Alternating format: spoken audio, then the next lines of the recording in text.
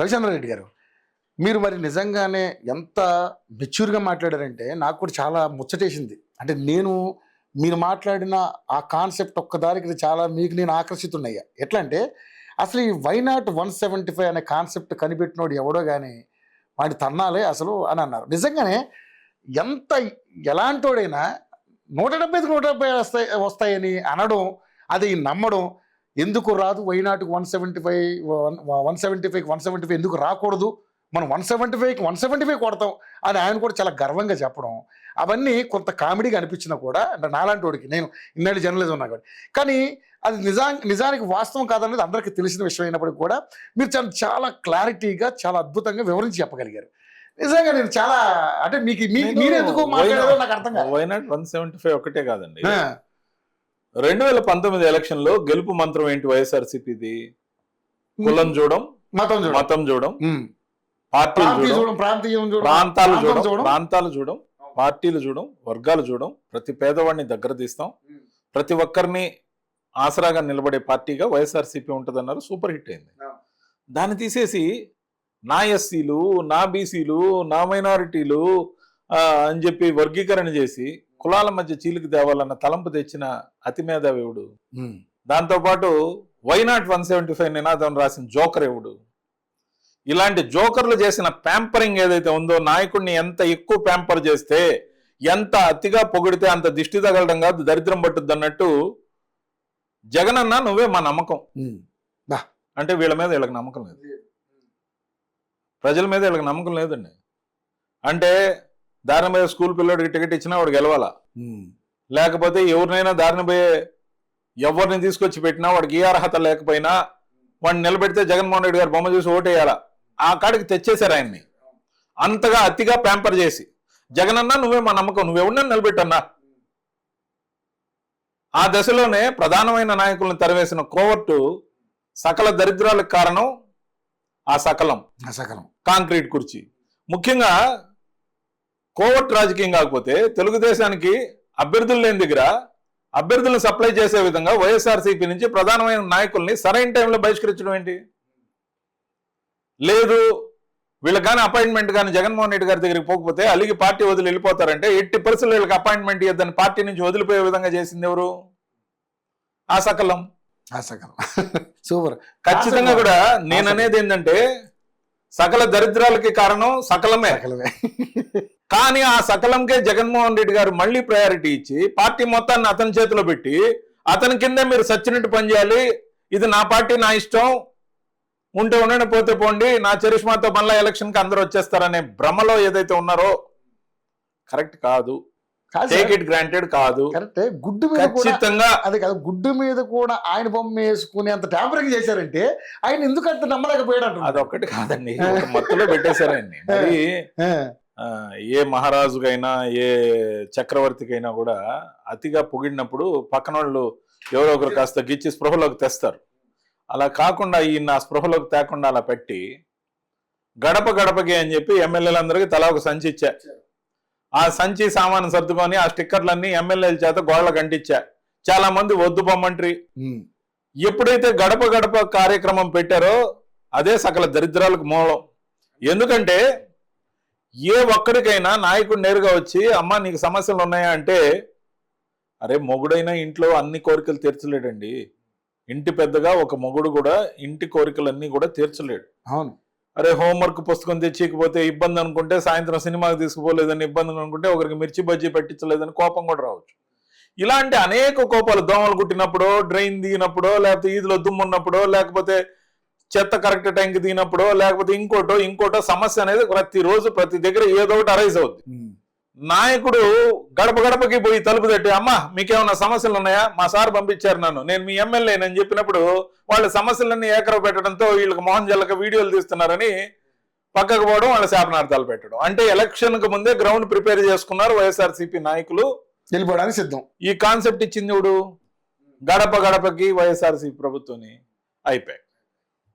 దాన్ని స్ట్రిక్ట్ గా సంచేసి ఎవరైతే పోయారో మళ్ళీ అదే ఐపాక్ రిపోర్ట్ ఇచ్చింది. వీళ్ళకి నెగటివ్ ఒపీనియన్ ఉంది, జనంలో బాగలేదు, ఏ అర్బకున్నో ఏ ఓడిపోయే క్యాండిడేట్నో వాళ్ళు సూచించిన వాళ్ళకి టికెట్లు ఇచ్చారు. మీరు గమనించండి, అనేక దగ్గరలా అప్పటి వరకు వార్డు కార్పొరేటర్ గా ఉన్న వాళ్ళని ఎమ్మెల్యే అభ్యర్థి, సర్పంచ్ గా ఉన్నవాడిని ఎమ్మెల్యే అభ్యర్థి, లేకపోతే అసలు ఊరు పేరు తెలియని వాళ్ళని 2 దగ్గరలో ఎంపీల అభ్యర్థి. ఎగ్జాంపుల్ రాజమండ్రి, నరసాపురం. మీరు వాళ్ళ పేర్లు ఎప్పుడైనా బయట బహిరంగంగా ఏమన్నారా? వాళ్ళ పేరు ప్రతిష్టలు కానీ, సేవలు కానీ, లేకపోతే ఏవైనా కానీ, సేవలు కానీ లేదు కదా. అప్పటికప్పుడు ఓవర్ నైట్ నాయకులు పుట్టుకొచ్చారు. హీరో కదండి ఆయన.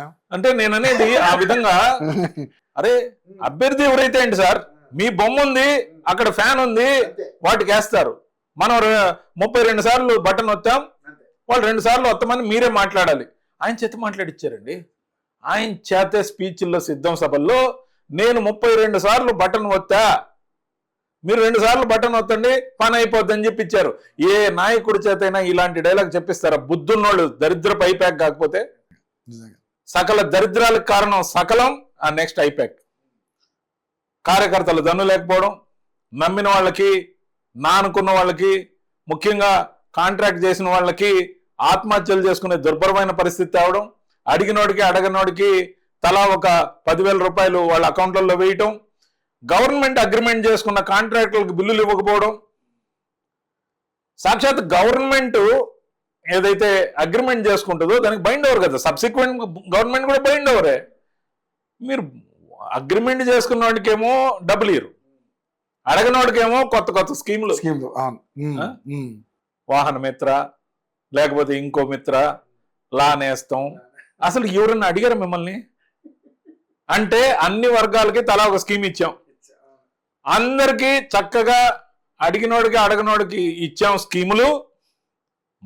మనం బినామీలు చేసుకుందాం స్కాములు.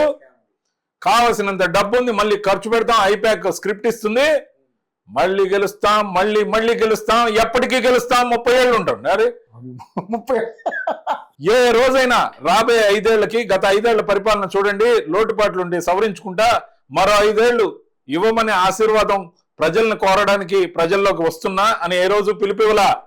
మరో 30 ఏళ్ల కోసం ఆయన ఓటు అడిగాడు, భయపడ్డారు. మరో 30 ఏళ్ల కోసం ఈయన ఓటు అడుగుతున్నాడు, ఇది కష్టం, ఇది మన భవిష్యత్ తరాలకు నష్టం అని చెప్పి వద్దన్నారు. భయపడ్డారు. నిజంగా చెప్పాలంటే భయపడ్డారు, లిటరల్లీ భయపడ్డారు. ఎప్పుడైనా అతి చేస్తే ఇదే గతి. అంతే. చుట్టూ ఉన్న వందిమాగదులు లాంటి వాళ్ళు ఇచ్చే దొంగ స్క్రిప్ట్లు, ఒరిజినల్ సర్వేలు దాచేయటం, అందిన కాడికి దోచేయటం, ప్రతి దాంట్లో స్కామ్ చేసుకోవటం. అదేమన్నా మాట్లాడితే ప్రజలకు స్కీములు ఇచ్చాం కదా, మనకు ఆ మాత్రం స్కాములు లేకుంటే ఎలా? ఓ 10 మంది 20 మంది ముఠాగా తయారవటం. ఈ ముఠా దగ్గరే ఉన్నాయి మొత్తం స్కామ్లన్నిటి డబ్బులు, ఈ ముఠా దగ్గరే ఉన్నాయి. అవును, నిజంగానే. ఆ ముఠా మాత్రమే ఇప్పుడు జగన్మోహన్ రెడ్డి గారు చుట్టూ ఉన్నారు. ఎందుకంటే వీళ్లే బినామీలు, వీళ్లే ముఠా సభ్యులు. అందరూ అందిన కాడికి తీసుకున్న స్కీముల్లో వీళ్ళు మాత్రం ఆయన చుట్టూన్నారు. కానీ కాన్సెప్ట్ కూడా గొప్ప కాన్సెప్ట్, ఎవరు లేరు. అవును అవును. అభిమానులు, నిజంగా ఆయన ప్రేమించే వాళ్ళు, అతి పేదవాళ్ళు ఆయన చుట్టూలో ఒక్కరన్నా ఉన్నారా? భజన పరులే ఎక్కువ ఉన్నారు. భజన పరులు కాదు, స్కాములు చేసిన వాళ్ళు, లేదు స్కాముల్లో డబ్బు బినామీలుగా పొందిన వాళ్ళు ఆయన చుట్టూ ఉన్నారు. ఎందుకంటే వీళ్ళు పోతే ఆయనకు నష్టం కాబట్టి వాళ్ళకే తలా ఒక పదవి ఇచ్చి కూర్చోబెట్టుకున్నారు. ఇది ఒక ప్రైవేట్ లిమిటెడ్ కంపెనీ వైఎస్ఆర్సీపీ. దానికి స్క్రిప్ట్ రైటరు లేకపోతే ఇంకోటి ఏదన్నా ఉంటే ఆ ఐప్యాక్. జనాల్లో నిజంగా చెప్పాలంటే జగన్మోహన్ రెడ్డి గారు అదృష్టవంతుడు. అలాంటి చరిష్మా ఈ మధ్య కాలంలో ఏ రాజకీయ నాయకుడికి లేదు, రాలేదు. కానీ ఆయన తప్పులు తెలుసుకోవట్లా, ఆయన దిద్దుకుంటానని చిత్తశుద్ధితో చెప్పట్లా. మళ్ళీ అధికారం వస్తే అందరిని నడ్డి విరుస్తా, పోలీసులు బట్టలు ఓడదీస్తా, 2.0 చూపిస్తా, నా కార్యకర్తలు నేను రక్షించుకుంటా. సినిమా మామూలుగా ఉండదు. కానీ సినిమా మామూలుగా ఉండదు. అప్పుడే బ్లూ బుక్ అందరికి తలా డిస్ట్రిబ్యూట్ చేస్తున్నారు ఆఫీస్లో. కాబట్టి ఆ బ్లూ బుక్ సంగతి కోసం అన్నా గెలిపిమని అడగాలి. లేకపోతే తెలుగుదేశం వాళ్ళు దాడులు చేస్తున్నారు కాబట్టి నేను దాడులు చేయడం కోసం మళ్ళీ నాకు ఓటు వేయమని చెప్పన్నా అడగాలి. స్కీములు ఇస్తా, స్కాములు చేసుకుంటా కాబట్టి మళ్ళీ నన్ను గమనించండి అన్నా అడగాలి. అలా కాకుండా చిత్తశుద్ధితో, నిజాయితీగా, న్యాయంగా ప్రజల్లో జగన్మోహన్ రెడ్డి గారిని మళ్ళీ గెలిపించాలనే ఆలోచన వచ్చే విధంగా ఎవరు స్క్రిప్ట్ రాయట్లా. ఇప్పుడు కూడా కోర్టులు అందరూ అక్కడే ఉన్నారు. ఇప్పుడు కూడా కోర్టులు అందరూ అక్కడే ఉన్నారు. స్క్రిప్ట్ రాసేవాళ్ళు కోర్టులే, ఇప్పుడు నిర్ణయాలు తీసుకుంటున్న వాళ్ళు కోర్టులే, ఇప్పుడు సకలము అక్కడే ఉన్నాడు. ఇబ్బంది ఏం లేదు. కాబట్టి కూటమి మళ్ళీ గెలుస్తుంది. మేము సంతోషంగా ఉంటాం.